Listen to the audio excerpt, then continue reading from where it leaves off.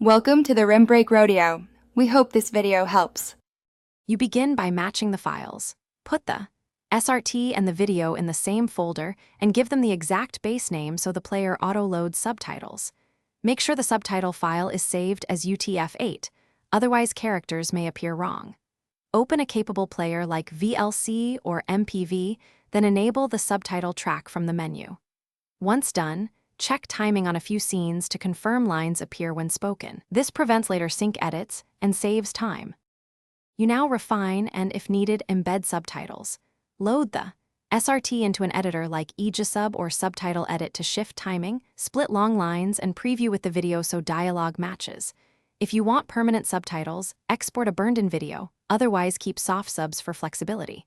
Make sure to correct encoding, remove extraneous tags, and validate timecodes before exporting.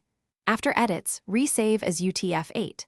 SRT. Then reopen the video in your player to confirm. You finish by testing across environments, desktop players, mobile apps, and streaming boxes, making sure the correct subtitle track and language are selected.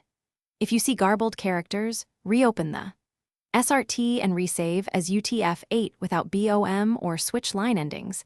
This fixes most encoding problems. If subtitles are consistently early or late, apply a global offset in the player or retime segments in your editor. One quick troubleshooting tip: if a player ignores SRT, rename file to match video name exactly and retry. Thanks for watching. Consider subscribing if we helped you.